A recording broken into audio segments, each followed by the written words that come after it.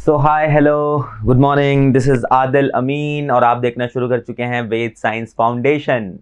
जी हाँ, आपका और हमारा अपना एक्सक्लूसिव यूट्यूब चैनल जहां पर हम आपको क्लास 9th और क्लास 10th के लिए फाउंडेशन के लिए आपको प्रिपेयर कराते हैं। एनसीईआरटी की point wise point, line by line आपको हम टर्म समझाते जाते हैं और इस तरह से करते हुए हम चैप्टर्स कंप्लीट करते हैं। इस चैनल के ऊपर आपको chemistry, geography, biology, physics, maths, NCERT point wise point आपको इसकी सारी डिटेल्स आपको यहाँ पर मिल जाएंगी वेद साइंस फाउंडेशन के ऊपर। बच्चों, हम अपने पिछले वीडियो लेक्चर्स में हम टिश्यू कवर कर रहे थे, चैप्टर 6 था वो, ठीक है।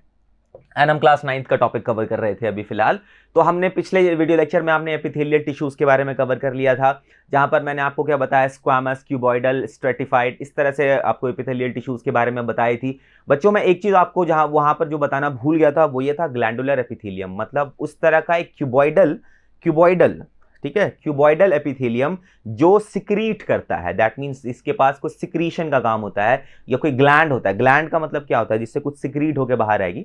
तो उस तरह की एपिथेलियम को हम ग्लैंडुलर एपिथेलियम कहते हैं। जैसे आपकी पेराइटल सेल्स हैं, आपके स्टोमक के अंदर पेराइटल सेल्स हैं जिससे HCl रिलीज होता है, गोबलेट सेल्स हैं जिससे म्यूकस रिलीज होता है। तो ये सारे के सारे ग्लैंडुलर एपिथेलियम कहलाते हैं, जो कि कुछ सिक्रीट कर रहे हो। उसका एग्जाम्पल क्या है, पेराइटल, गोबलेट, सेलिवरी ग्लैंड्स भी जो हैं आपके, ये भी बेसिकली क्यूबॉइडल एपिथेलियम से बने हुए होते हैं, ठीक है। तो इनके पास बेसिकली कॉलमनर या क्यूबॉइडल एपिथेलियम से बने होते हैं और जो कुछ सिक्रीट कर रहे हो। तो इस तरह के एपिथेलियम को हम ग्लैंडुलर एपिथेलियम कहते हैं। उनके एपिथेलियम में ग्लैंड्स होते हैं जो कि सिक्रीट कर रहे होते हैं, ठीक है।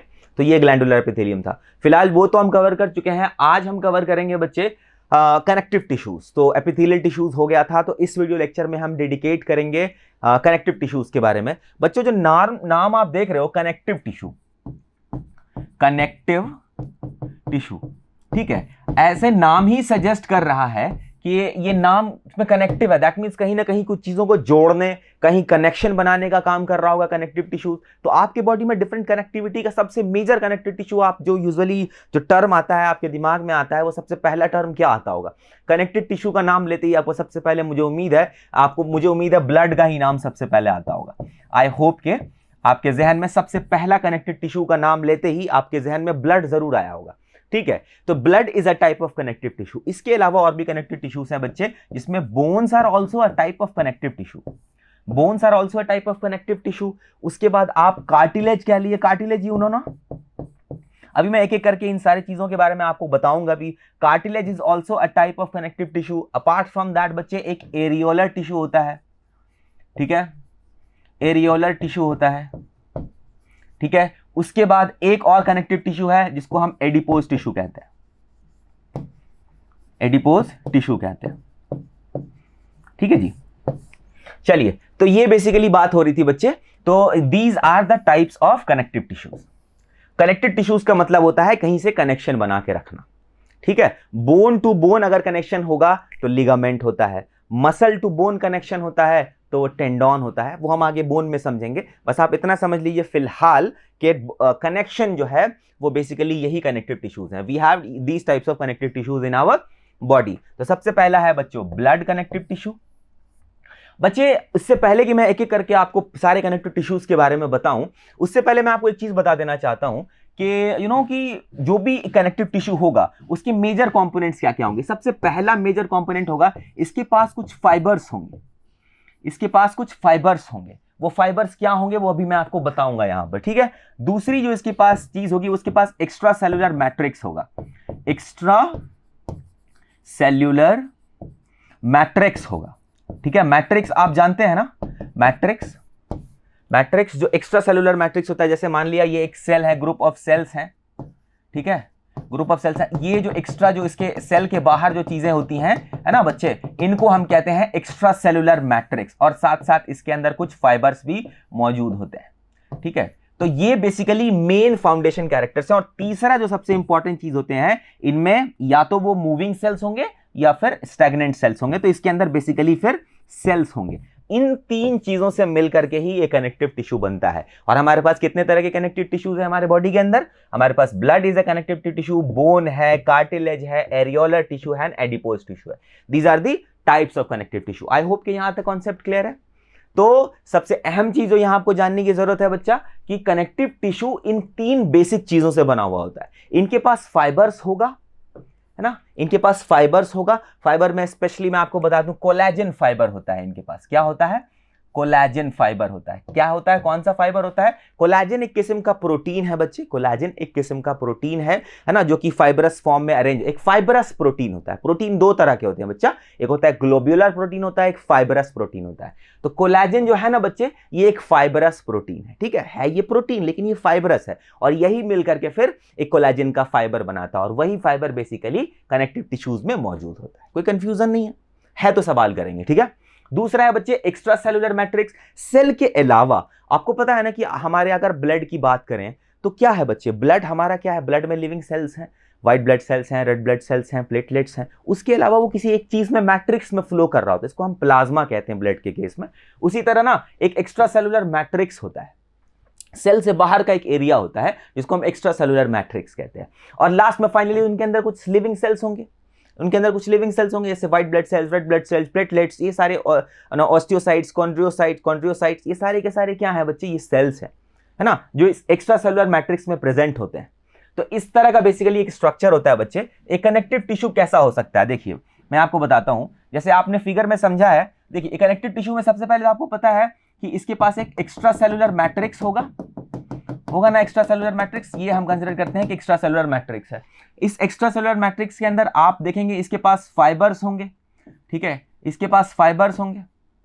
फाइबर्स का काम बेसिकली पता है क्या होता है बच्चे, इसको एक डेफिनेट स्ट्रक्चर प्रोवाइड करना, ठीक है। आपने पैरेंकाइमाइटस सेल्स में भी पढ़ा है, आपने, जब मैं आपको प्लांट टिश्यूज पढ़ा रहा था तो उसमें मैंने आपको बताया था कि फाइबर्स होते हैं, जाइलम फाइबर्स। फाइबर्स का काम बेसिकली बच्चों स्ट्रक्चर प्रोवाइड करना होता है, इलास्टिसिटी देना और स्ट्रेंथ देना होता है। फाइबर्स का मेन काम क्या होता है बच्चा, स्ट्रेंथ। और जितनी ज्यादा इलास्टिसिटी होगी, जितने ज्यादा फाइबर्स उसके अंदर होंगे, उतनी उसकी इलास्टिसिटी होगी। अभी वो कोलेजन के बारे में हम वो चीज को भी समझेंगे, ठीक है। तो ये तो बच्चे हो गया फाइबर्स। अब इसके अंदर फिर सेल्स होंगे, ठीक है। तो ये तो हो गया आपको मैट्रिक्स हो गया, इसको क्या कहते हैं, मैट्रिक्स, ठीक है। अब ये मैट्रिक्स है। दूसरा है ये बच्चे, ये फाइबर्स होते हैं, और ये होंगे सेल्स, ठीक है, जो सेल्स होंगे, ठीक है। तो ये कलेक्टिवली ये एक जो कहलाता है, ये कहलाता है कनेक्टिव टिश्यू। कनेक्टिव टिश्यू का ये मेजर कॉन्स्टिट्यूएंट्स है, ये तीनों, ठीक है बच्चा, है ना, कॉन्सेप्ट क्लियर। चलिए अब मैट्रिक्स की भी देखिए, अगर बोन के मैट्रिक्स की आप वो ब्लड के मैट्रिक्स की बात करें तो आप देखते हैं वो लिक्विड मैट्रिक्स होता है, ठीक है जी। और अगर आप बोन के देखें तो बहुत ही टाइट और कॉम्पैक्ट होता है, कॉम्पैक्ट मैट्रिक्स होता है उसका, जो मिनरल से बना हुआ होता है ना, जो मिनरल से बना, और कौन से मिनरल से, स्पेशली कैल्शियम से बना हुआ होता है, कॉम्पैक्ट होता है। और अगर आप कार्टिलेजिनस की बात करें तो उसके मैट्रिक्स को हम हाइलाइन मैट्रिक्स कहते हैं। क्या कहते हैं, हाइलाइन मैट्रिक्स कहते हैं। क्या कहते हैं बच्चा लोग, है ना, कार्टिलेज जो होता है, ये जो नाक है, ये जो कान है, ये जो बेसिकली बने होते हैं, ये भी काइंड ऑफ कनेक्टिव टिश्यू है ना बच्चा, ये भी तो कनेक्शन का काम कर रहा होता है, ठीक है। तो बेसिकली क्या हो रहा है ना कि ये जो हाइलाइन मैट्रिक्स, जो कार्टिलेज जो होते हैं उनका मैट्रिक्स हाइलाइन मैट्रिक्स कहलाता है, और इन्हीं हाइलाइन मैट्रिक्स के अंदर इनके पास फाइबर्स होंगे और कुछ सेल्स होंगे जिसको हम कॉन्ड्रोसाइट्स कहते हैं। जब मैं आपको वो समझाऊंगा तो एक करके सारी चीजें बता भी दूंगा, ठीक है। तो इस तरह से बच्चे मैट्रिक्सेस होते हैं। फाइबर्स भी डिफरेंट सेल्स में डिफरेंट टाइप्स ऑफ जो कनेक्टिव टिश्यूज है उनमें अलग अलग होता है। जैसे ब्लड, अगर बोन की बात करें तो उसमें ओएसिन करके एक होता है, जो बोन के अंदर जो फाइबर्स होते हैं, क्या मैंने बताया, कनेक्टिव टिश्यूज के अंदर कुछ फाइबर्स होंगे, फाइबर्स के साथ एक्स्ट्रा सेलुलर मैट्रिक्स होगा और कुछ सेल्स होंगे। तो वो जो फाइबर है, अगर बोन के केस में उसको ओसिन कहा जाता है, ओसिन फाइबर्स कहा जाता है, जो स्पेशली इसमें प्रेजेंट होते हैं, आपको बोन में प्रेजेंट होते हैं, ठीक है बच्चा। और आपको मैंने एरियोलर टिश्यूज के बारे में नहीं बताया, तो एरियोलर टिश्यूज और एडिपोज टिश्यूज बच्चे क्या होता है ना, थोड़ा वाइडली स्पेस्ड होते हैं, तो एरियोलर टिश्यूज के अंदर आपको ना बहुत सारी एरियोलर टिश्यूज कहां प्रेजेंट होता है, जस्ट स्किन के जस्ट नीचे, ठीक है। तो उनके अंदर जो मैट्रिक्स होती है, उस मैट्रिक्स में भी क्या प्रेजेंट होगा, फाइबर्स प्रेजेंट होता है, ठीक है। और उसके अंदर मास्ट सेल्स प्रेजेंट होते हैं, मैक्रोफेजेस प्रेजेंट होते हैं, वो अभी मैं आपको समझाऊंगा। अगर आपके पास आपकी बुक है एनसीईआरटी की तो आप उसमें देखेंगे, आपको उसमें सारी चीजें डायग्राम में जरूर दिखेंगी, देखिएगा जरूर उसको, ठीक है। तो एक एक करके ये बेसिक कॉन्सेप्ट बच्चा लोगों को समझ में आ गया कि कनेक्टिव टिश्यूज के अंदर बेसिकली 3 मेजर कॉन्स्टिट्यूएंट्स क्या क्या है। पहला, उसके अंदर कुछ फाइबर्स होंगे, दूसरा एक एक्स्ट्रा सेलुलर मैट्रिक्स होगा और उसके अंदर सेल्स होंगे। तो इस तरह से करके कनेक्टिव टिश्यू बनेगा। और कनेक्टिव टिश्यू का मेन काम क्या है बच्चा लोग? दो चीजों को आपस में जोड़ना। नाम ही सजेस्ट कर रहा है ना कनेक्टिव, तो इसलिए इन दोनों दो चीजों को ये जोड़ेगा, इसलिए इसको हम कनेक्टिव टिश्यूज कहते हैं। ठीक है, कहां कहां प्रेजेंट हो सकता है? बोन टू बोन को ज्वाइन करता है। ब्लड आप जान रहे हैं कि कितनी स्ट्रॉन्ग कनेक्टिविटी का काम करता है, कैरियर का काम करता है ना। तो चलिए हम डिफरेंट कनेक्टिव टिश्यूज को एक एक करके कंसीडर करना शुरू करते हैं। सबसे पहला कनेक्टिव टिश्यू जो हम पढ़ते हैं, वो हम जानते हैं, वो हम समझते हैं ब्लड के बारे में। तो बच्चे इसका जो बेसिकली मैंने आपको क्या बताया था, ये बेसिकली एक लिक्विड मैट्रिक्स होती है, इसको हम प्लाज्मा कहते हैं। प्लाज्मा कहते हैं, ठीक है ना, प्लाज्मा कहते हैं। और इसी प्लाज्मा के अंदर बच्चे है ना सेल्स प्रेजेंट होते हैं, सेल्स प्रेजेंट होते हैं। ठीक है, तो ये होता है ब्लड का liquid part, that means matrix का पार्ट। ठीक है बच्चे, ये होता है ब्लड का लिक्विड पार्ट, मैट्रिक्स पार्ट। और ये होता है सेलुलर पार्ट। सेल्स जो होंगे वो होगा red blood cells, white blood cells, पता है ना, और प्लेटलेट्स, प्लेटलेट्स होते हैं। अब ये जो प्लाज्मा है बच्चे, इसके अंदर बहुत सारे प्रोटीन्स होते हैं, इसमें कई सारे प्रोटीन होते हैं। इन प्लाज्मा के अंदर आपको पता है कोलेजन प्रोटीन होता है, कोलेजन होता है। इनके अंदर आपको फाइब्रिनोजेन होता है, फाइब्रिनोजेन होता है। और इनके अंदर ही एल्ब्यूमिन भी एक किस्म का प्रोटीन इस प्लाज्मा में पाया जाता है। तो यही कोलेजन, यही fibrinogen actually as a fibre काम करते हैं। ये आपको ऐसे नहीं दिखेंगे, जब आपका ब्लड क्लॉट वगैरह होता है ना, कट्स लगती हैं, तो फिर यही फाइब्रिनोजेन फाइबर्स फॉर्म करती है और अल्टीमेटली आपका ब्लड क्लॉट हो जाता है और ब्लड लॉस नहीं होता। ठीक है, तो ये बेसिकली ब्लड का प्लाज्मा वाला हिस्सा था, लिक्विड वाला हिस्सा, मैट्रिक्स, एक्स्ट्रा सेलुलर मैट्रिक्स वाला हिस्सा था। और उन्हीं के अंदर ये फाइबर्स मौजूद थे, फाइब्रिनोजेन, जो डिसॉल्व थे प्लाज्मा के अंदर। और ये कब आएंगे बाहर? जब कहीं पे इंजरी होगी, क्लॉट होगा, तो क्लॉट होकर के बिल्कुल जो खून का जो लेयर जम जाता है वो इन्हीं फाइब्रिनोजेन की वजह से होता है। ठीक है, अब दूसरा बच्चा इसका सेलुलर पार्ट होगा, रेड ब्लड सेल्स। आपको पता है ना रेड ब्लड सेल्स क्या इंपॉर्टेंट है? ऑक्सीजन कैरी करता है। ठीक है, व्हाइट ब्लड सेल्स के अंदर बहुत सारी चीजें होती हैं बच्चे। इनके अंदर ए ग्रैनुलोसाइट्स एंड ग्रैनुलोसाइट्स होते हैं। ग्रैनुलोसाइट्स का मतलब जो ग्रेन्स लाइफ फॉर्म पे मिलेंगे, जैसे न्यूट्रोफिल्स है, आपके बुक में मेंशन किया हुआ है, फिगर में देखिएगा, बेसियोफिल्स है, बेसियोफिल्स है, एसिनोफिल है, एसिनोफिल्स हैं। ये सारे के सारे बच्चे ग्रैनुलोसाइट्स हैं। ये सारे ग्रैनुलोसाइट्स हैं। क्या कहते हैं इसको हम? ग्रैनुलोसाइट्स। ठीक है जी। और दूसरा W, और उसके बाद ए ग्रैनुलोसाइट्स के अंदर आपको लिम्फोसाइट्स होते हैं, लिम्फोसाइट्स एंड मोनोसाइट्स होते हैं। ठीक है जी। तो ये जो है बच्चे, ये है ए ग्रैनुलोसाइट्स, ए ग्रैनुलोसाइट्स। ठीक है बच्चा, तो ये बेसिकली आपके ब्लड सेल्स की बात हो जा रही थी। और प्लेटलेट्स पता है ना, प्लेटलेट्स का कितना इंपॉर्टेंट काम है? बेसिकली प्लेटलेट्स का काम बच्चे ब्लड क्लॉटिंग में होता है। ये इसका काम बहुत इंपॉर्टेंट जो है वो ब्लड क्लॉटिंग में होता है। सबसे पहले जब कहीं पे इंजुरी होती है ना बच्चा, तो ये प्लेटलेट्स ही काम करना शुरू करता है और प्लेटलेट्स ही ब्लड क्लॉटिंग में हेल्प करता है। ये प्लेटलेट्स और ये फाइब्रिनोजेन, ये दोनों मिल करके ही एक्चुअली ब्लड क्लॉट में हेल्प करते हैं। तो ये बेसिक कॉन्सेप्ट आप लोगों को समझ में आया। Blood is a type of connective tissue. तो ये इन चीजों से आप समझ में आ गया आपको। चलिए नेक्स्ट हम बोन की बात कर लेते हैं बच्चा।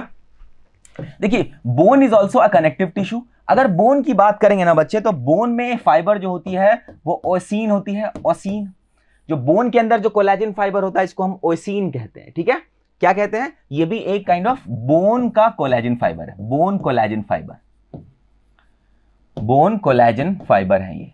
ठीक है, इसको हम ओसीन कहते हैं। इसके साथ साथ इसकी हार्ड, बहुत ज्यादा हार्ड मैट्रिक्स होती है, बहुत ज्यादा हार्ड मैट्रिक्स होती है, बहुत ज्यादा हार्ड मैट्रिक्स। इसकी हार्ड मैट्रिक्स किस चीजों से बनी होती है ना? आयरन से बनी होती है, कैल्शियम से बनी हुई होती है। ठीक है, तो इसकी मैट्रिक्स बहुत हार्ड होती है। ठीक है, और इनके अंदर जो लिविंग सेल्स होती है बच्चे, हम उसको ओस्टियोसाइट्स कहते हैं, ओस्टियोसाइट्स कहते हैं। ठीक है, तो ये बेसिकली इसका फाइबर हो गया, ये इसका मैट्रिक्स हो गया, और ये हो गई इसकी ओस्टियोसाइट्स। तो जो लिविंग सेल है, जो बेसिकली जो active cell of the bone क्या है? Osteocytes, active cells, active cells of bone. ठीक है बच्चा। तो अब आप कहोगे कि ये ओस्टियोसाइट्स है तो इसको ऑफ कोर्स बेसिकली ब्लड की सप्लाई चाहिए होगी, इसको बेसिकली मेजर न्यूट्रिएंट्स चाहिए होंगे, इस तक इंफॉर्मेशन, यहां से फिर ब्रेन तक इंफॉर्मेशन जानी चाहिए होगी। तो ये जो मेन कनेक्टिविटी होती है ना ब्लड से इसको डायरेक्ट में, तो उसको हैवर्सियन कैनाल कहते हैं।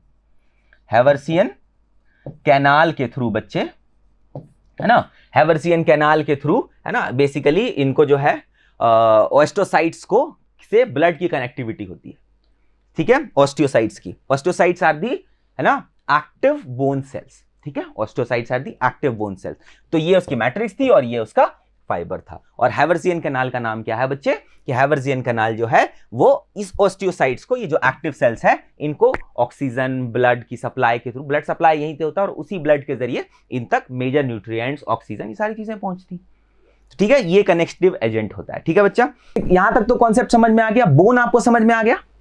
बोन, अच्छा बोन की एक और इंफॉर्मेशन आपको दे दूं बच्चे कि बोन बेसिकली दो तरह का होता है, एक हार्ड बोन होता है, आउटर बोन होता है और इनर बोन होता है। तो आउटर वाला जो बोन होता है ना बच्चे, उसको हम कॉम्पैक्ट बोन कहते हैं। जो बाहर वाला जो बोन होता है उसको हम कॉम्पैक्ट बोन बोलते हैं और अंदर वाले को स्पॉन्ज बोन कहते हैं।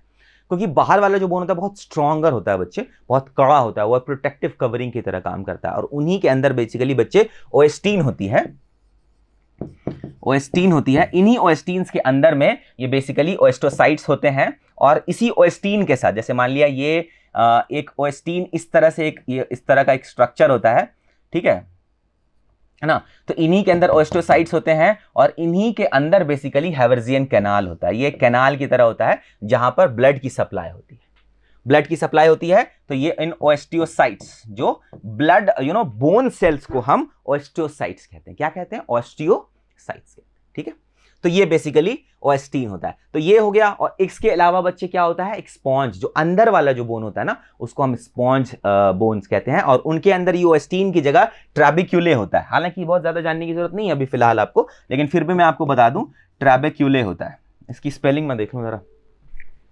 ट्रैबेक्यूले, ट्रैबेक्यूले।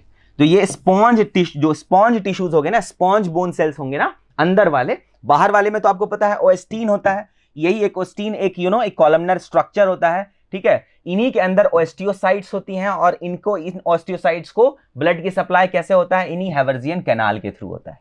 और ये तो बाहर वाले बोन की, कॉम्पैक्ट बोन की बात हो रही थी। अगर अंदर वाले बोन की बात करें तो उनके पास जो ये स्ट्रक्चर होता है, इस तरह का ओएस्टीन जैसा स्ट्रक्चर जो होता है, इसको हम ट्रैबेक्यूले बोलते हैं। ये बेसिक स्ट्रक्चर था बच्चे, बोन के बारे में यही कॉन्सेप्ट था। और अगर बोन से बोन जुड़ी रहेगी ना, बोन टू बोन कनेक्शन कौन करता है, बोन टू बोन कनेक्शन कौन करेगा, लिगामेंट करता है बच्चे। नाम याद रखेंगे, लिगामेंट। लिगामेंट जो है बच्चे वो बोन टू बोन को जोड़ के रखता है। और अगर बोन टू मसल को ज्वाइन करेगा तो बोन टू मसल का ज्वाइनिंग वो किसके थ्रू होता है बच्चे, वो टेंडॉन के थ्रू होता है। किसके थ्रू होता है, टेंडॉन के थ्रू। समझ आया, बोन टू बोन लिगामेंट और बोन टू मसल टेंडॉन। ठीक है, ये बोन का हिस्सा हो गया। बोन के फाइबर को हम ओएसिन कहते हैं। इनके मैट्रिक्स बहुत ज्यादा हार्ड होते हैं और जो कि आयरन एंड कैल्शियम से बने हुए होते हैं। इसके अलावा इनके जो लिविंग सेल्स होते हैं, जैसे ब्लड के लिविंग सेल्स कौन कौन से थे, ब्लड के जो लिविंग सेल्स थे वो आपको WBC, RBC, प्लेटलेट्स थे। उसी तरह से बोन के लिविंग सेल्स ओएस्टोसाइट्स हैं। और ये ओएस्टोसाइट्स बेसिकली एक्टिव सेल्स हैं बोन के, और इनको ब्लड सप्लाई इन्हीं हैवर्सियन कैनाल के थ्रू होता है। कोई भी लिविंग सेल है बच्चा तो उसको ब्लड चाहिए ना, ऑक्सीजन चाहिए ना सर्वाइवल के लिए, और ऑक्सीजन तो ब्लड के थ्रू ही पहुंचता है। तो वो ब्लड इन्हीं हैवर्सियन कैनाल्स के थ्रू, है ना, इन ओस्टियोसाइट्स तक पहुंचता है। ये ओस्टियोसाइट्स है ना, ओएस्टीन में प्रेजेंट होते हैं। ओएस्टीन क्या होता है, ये छोटा छोटा ट्यूब लाइक स्ट्रक्चर होता है जो आपके बोन में प्रेजेंट होता है। और इन्हीं ओएस्टीन के अंदर ये हैवर्सियन कैनाल होता है और इन्हीं ओएस्टीन के अंदर ओस्टियोसाइट्स होते हैं। कॉन्सेप्ट क्लियर है? और यही अगर दो तरह के बोन्स होते हैं, बाहर वाला कॉम्पैक्ट बोन और अंदर वाला स्पॉन्जी बोन्स। अंदर जो वाला जो स्पॉन्जी बोन्स होता है उन्हीं के अंदर इसी तरह का एक स्ट्रक्चर, जो दूसरा नाम है उसका ट्रैबेक्यूले कहते हैं, उसको ट्रैबेक्यूले कहते हैं। कॉन्सेप्ट क्लियर है? आगे बढ़ते हैं। देखिए बच्चा, नेक्स्ट जो है बच्चे वो हम कार्टिलेजनस टिश्यूज की बात कर लेते हैं। Cartilage is also a type of connective tissue, cartilage. ठीक है जी। तो कार्टिलेज बच्चे क्या है ना, कि ये कार्टिलेज बेसिकली आपको पता है कि ये इनके जो मैट्रिक्स होती है थोड़ी कॉम्प्रेसिव होती है, कॉम्प्रेस की जा सकती है। तो इनके मैट्रिक्स कॉम्प्रेसिव मैट्रिक्स आप कह सकते हैं, कॉम्प्रेसिव मैट्रिक्स। मैंने आपको क्या बताया है बच्चा, कि कोई भी कनेक्टेड टिश्यू के अंदर 3 मेजर कंपोनेंट्स होंगे। उसका एक्स्ट्रा सेलुलर मैट्रिक्स होगा, उसके अंदर एक लिविंग सेल्स होंगे और साथ साथ कुछ फाइबर्स होंगे। तो इनके पास कुछ फाइबर्स होते हैं जिसको कोलेजन फाइबर ही कहते हैं। ज्यादातर जो हमारे बॉडी में टेंसाइल, जो बॉडी को स्ट्रेंथ, जो टेंसाइल का मतलब क्या होता है, खींचिए और वापस छोड़िए तो फिर अपनी जगह पर, नाक को ऐसे ऐसे घुमाया फिर छोड़ा तो अपनी जगह पर। तो ये किसकी वजह से हो रहा है? इन्हीं कोलेजन फाइबर्स की वजह से हो रहा है बच्चा, ठीक है। और इनके अंदर भी एक मैट्रिक्स होती है जो कि दबाओ तो दब जाता है, ठीक है, दबाओ तो दब जाता है। और इसी मैट्रिक्स को हम हाइलाइन मैट्रिक्स कहते हैं। हाइलाइन मैट्रिक्स कहते हैं। क्या कहते हैं मेरा बच्चा?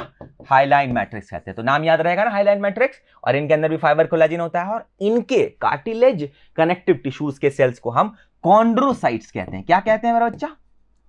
कॉन्ड्रोसाइट्स कहते हैं, ठीक है। तो ये नाम याद रहेगा ना। उधर ओस्टियोसाइट्स कहते थे बोन वाले को, और इधर वाले जो लिविंग एक्टिव सेल्स हैं आपके कार्टिलेज के अंदर वो है कॉन्ड्रोसाइट्स। आई होप कि बच्चा लोगों को ये बात बहुत अच्छे से क्लियर है, ठीक है बच्चा। तो ये कार्टिलेज की बात हो गई थी, ठीक है। तो अब तक हमने ब्लड कवर कर लिया, हमने बोन्स को समझ लिया, हमने कार्टिलेज को समझ लिया, समझ आया? तो ये कनेक्टिव टिश्यूज का बेसिकली काम होता है, ठीक है। और बच्चा एक आ जाइएगा, एरियोलर टिश्यूज की बात की लेते हैं। Areolar connective tissue, areolar connective tissue.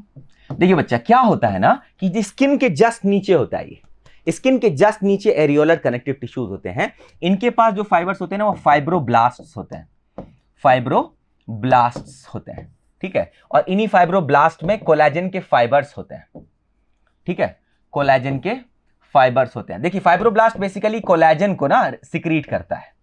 Fibroblast जो होता है बच्चे वो कोलेजन सिक्रीट करता है, और यही कोलेजन के फाइबर्स इकट्ठे हो जाकर के, आपको मैंने बताया ना कि कोलेजन एक फाइबरस प्रोटीन है जो कि अटैच होकर के एक बंडल ऑफ फाइबर बन जाता है, ठीक है।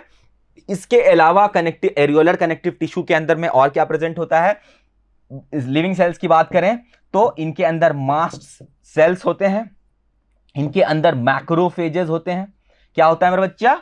इनके अंदर क्या होता है? एक तो हो गया मास्ट सेल और दूसरा हो गया मैक्रोफेजेस। जी, मैक्रोफेजेस। बच्चा मास्ट सेल जो होता है ना, मास्ट सेल बेसिकली है ना, आपको मैं बताऊं कि ये आपकी इम्यून रिस्पॉन्स पे काम करता है। अगर आपको मान लिया किसी इंफेक्शन हो गया या आपको डस्ट से इंफेक्शन है तो ये मास्ट सेल काम करता है। और इन्हीं के अंदर डीग्रैनुलेशन होता है, डीग्रैनुलेशन। इनके अंदर छोटे छोटे ग्रैन्यूल्स होते हैं ना, इनके अंदर मास्ट सेल में छोटे छोटे ग्रैन्यूल्स होते हैं। तो ये क्या होता है ना बच्चा, यही ग्रैन्यूल्स बाहर निकल जाते हैं, डीग्रैनुलेशन होता है, ठीक है। इस तरह से फिर बॉडी में क्या होता है कि ना आपका ब्लड क्लॉटिंग को स्लो कर दिया जाता है, या फिर कि आप हिस्टामिन रिलीज होता है। हालांकि जान लीजिए बस कि मास्ट सेल क्या होता है, मास्ट सेल में क्या होता है बच्चे, ये हिस्टामिन और हेपरिन रिलीज करता है। हिस्टामिन, जब भी आप देखिए सांस वांस लेने में आपको दिक्कत होने लग जाती है तो आपको बोलते हैं कि भाई एंटी हिस्टामिन ले लो, एंटी हिस्टामिन ले लो, क्योंकि जैसे ही आप कोई डस्ट वस्ट आपके नाक में जाता है ना बच्चे, तो ये मास्ट सेल एक्टिव हो जाता है और ये हिस्टामिन रिलीज कर देता है, हिस्टामिन रिलीज कर देता है। इस मास्ट सेल के अंदर में हिस्टामिन और हेपरिन होता है। मैं बताता हूं आपको कैसे। आपने डस्ट ले लिया, आपको डस्ट से एलर्जी है, डस्ट गई आपके नाक में, आपको सांस लेने में दिक्कत होने लग जाती है। उसके पीछे की वजह यह है बच्चे कि ये मास्ट सेल एक्टिव हो जाता है, और जैसे ही मास्ट सेल एक्टिव होगा ना, इसके अंदर से हिस्टामिन रिलीज हो जाएगा, हिस्टामिन, ठीक है, हिस्टामिन, है ना। तो ये हिस्टामिन बेसिकली आपके ना एल्वियोलाइज को कॉम्पैक्ट कर देता है और सांस लेने में दिक्कत होने लग जाती है। तो अब आप क्या करते हो कि चलो भाई एंटी हिस्टामिन लेते हो, ठीक है, एंटी हिस्टामिन लेते हो। क्या लेते हो मेरा बच्चा? Anti histamine. जैसे एविल खाया होगा आपने, एविल, ठीक है, तो ये जो दवा आती है एविल, तो वो आप खाते हो तो वो एंटी हिस्टामिन होता है। तो इस हिस्टामिन को कम करता है और आपको सुकून मिलता है और आप गहरी गहरी सांस लेने लग जाते, ठीक है बच्चा। तो ये था बेसिकली एरियोलर कनेक्टिव टिश्यू के बारे में। एक और कनेक्टिव टिश्यू है बच्चा जिसको हम एडिपोज टिश्यू कहते हैं। इनमें बेसिकली बड़े बड़े लार्जर स्पेसेस होते हैं, लार्जर स्पेसेस होते हैं, ठीक है। इनमें बड़े बड़े लार्जर स्पेसेस होते हैं जो कि स्टोरेज का काम करते हैं। क्या काम करते हैं बच्चे? स्टोरेज का काम कहते हैं, और इन्हीं को हम कहते हैं एडिपोज टिश्यू, एडिपोज टिश्यू, ठीक है बच्चा। एडिपोज टिश्यू में बेसिकली एक बड़े ग्लोब्यूलर स्ट्रक्चर होते हैं जो बेसिकली स्टोरेज का काम करते हैं, है ना, स्टोर करके रखते हैं हाई एनर्जी कंपाउंड, जैसे फैट, लिपिड्स को, फैट है, लिपिड्स को ये स्टोर करके रखते हैं। यही एडिपोज टिश्यू होता है। समझ आया? कॉन्सेप्ट्स क्लियर है? हमने क्या पढ़ा, हमने पढ़ा कनेक्टिव टिश्यू। हमने कनेक्टिव टिश्यू के बारे में जाना कि ये बेसिकली इसका काम क्या है, ये कनेक्टिविटी का काम करता है, दो चीजों को आपस में जोड़ने का काम करता है। ठीक है, इसमें हमने connective tissues, types of connective tissues की पढ़ने की बात करी, तो हमने blood is a type of connective tissue समझ आया।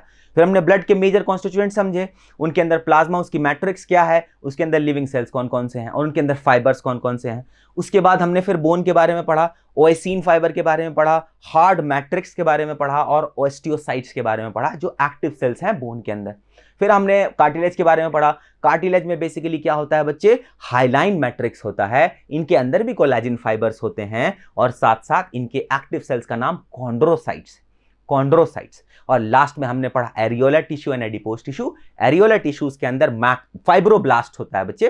फाइब्रोब्लास्ट वो होता है जो कोलेजन रिलीज करता है, और कोलेजन एक फाइबरस प्रोटीन है, तो इकट्ठा होकर के एक बंडल ऑफ कोलेजन फाइबर बन जाता है, और जो बेसिकली आपके स्किन को ये टेंसाइल स्ट्रेंथ प्रोवाइड करती है। टेंसाइल स्ट्रेंथ, जब लोग बूढ़े हो जाते हैं तो यही आपके एरियोलर टिश्यूज के अंदर, एरियोलर टिश्यू जो स्किन के जस्ट नीचे होता है, वो कोलेजन बनाना बंद कर देती है। ये फाइब्रोब्लास्ट जो मैंने आपको बताया वो कोलेजन नहीं बनाती, इस वजह से स्किन ढीली पड़ जाती है। समझ आया? तो this is what we were talking about connective tissues. I hope कि बच्चा लोगों को बात समझ में आ गई। और फाइनली हमने जो कनेक्टिव टिश्यू कवर किया, वो कनेक्टिव टिश्यू कौन सी थी, वो थी adipose tissue. Adipose tissue basically बच्चे आपके स्किन के बीनीथ पाई जाती है और आपकी स्किन को एक सॉफ्ट स्ट्रक्चर जो प्रोवाइड करती है, जो स्पंजीनेस जो फील होती है, वो इसी एडिपोज टिश्यू की वजह से की तरह से फील होती है। ठीक है, तो बेसिकली इनका काम क्या है बच्चे, स्टोरेज करना, फैट स्टोरेज करना, हाई एनर्जी थिंग। आपको पता है फैट, कार्बोहाइड्रेट और प्रोटीन, फैट, कार्बोहाइड्रेट, प्रोटीन में सबसे ज्यादा एनर्जी कौन प्रोवाइड करता है, आप मुझे बताइए। आप मुझे कमेंट बॉक्स में आप मुझे कमेंट करके बताएंगे कि फैट, कार्बोहाइड्रेट्स एंड प्रोटीन्स में से सबसे ज्यादा एनर्जी किस में होती है। क्या खाएंगे जो आपको सबसे ज्यादा एनर्जी मिलेगी। ठीक है, अगर सेम अमाउंट ऑफ कार्बोहाइड्रेट खाएं, same amount of protein, 100 gram carb खाए, 100 ग्राम प्रोटीन खाए, 100 ग्राम फैट खाए, तो इन तीनों में से सबसे ज्यादा एनर्जी आपको किससे मिलेगी, कार्ब से मिलेगी, प्रोटीन से मिलेगी या फैट से मिलेगी। और अगर ऐसा हो जिससे भी मिल रही है तो उसकी वजह भी आपको बतानी पड़ेगी। ठीक है बच्चा, तो बेसिकली हमने इस वीडियो लेक्चर में हमने कनेक्टिव टिश्यूज को कवर कर लिया है। मेरा नाम आदिल अमीन है और आप देख रहे थे वेद साइंस फाउंडेशन।